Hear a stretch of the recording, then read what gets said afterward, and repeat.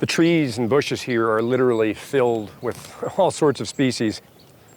We've just had a major fallout today. It's just been spectacular.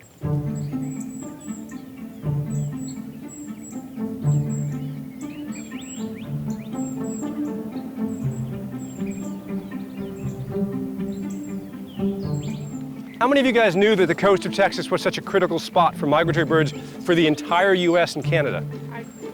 Did anyone know that? Come over here, guys.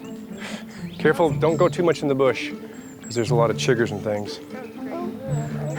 You'll be fine. It's the rattlesnakes you really got to worry about. This is a mist net, and it has all these different panels. And as the birds are flying through the forest here, they don't see this mist net. And they hit the net, and they just drop right in here. You come over here and just grab the legs like that, and you do what's called cleaning the feet. This is a chestnut-sided warbler. Have you ever seen a bird as beautiful as that, this close? Every bird I see like this, it's like it's the first time I've seen it. My name is Pete Mara. I'm the head of the Smithsonian Migratory Bird Center. We're here at the Clive Runnels family Mad Island Marsh Preserve. It's a property that's owned and operated by the Nature Conservancy of Texas. Black-throated green and an indigo bunting in the net. You just don't see this color blue every day. This is a veery. Beautiful male Canada. Catbird and an ovenbird. Hello, catbird. Welcome to the US.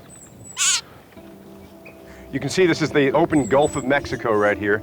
Millions of songbirds are coming off of that open ocean after 16, 18 hours of flight. And this is the first thing they see is landfall here in these freshly greened up bushes and shrubs covered in insects. Beautiful food and fuel for so many of these migratory birds that are stopping over here to refuel and to get that critical energy for their northward migration. This black burning warbler just flew over the Gulf of Mexico, non-stop flight, at night. This bird weighs about the same as a US quarter. One of the big mysteries that we're trying to solve is this mystery of migratory connectivity. Where do those birds actually migrate? What migratory routes do they use? What stopover areas do they use? And where do they winter? There are all these tools, almost forensic tools, that we can use to gain insights into the past history of these birds. You really need to understand where these different populations are throughout the annual cycle to understand the threats that they're facing, if you want to save these species. And that's what we're trying to do here, is ultimately collect the information that we need to save so many of these species that we're losing right before our eyes. All right, inside here is a special bird. It's a bird that a lot of people are studying right now, trying to figure out exactly why this species has been declining as rapidly as it is. This is a golden wing warbler. Just a tremendous species.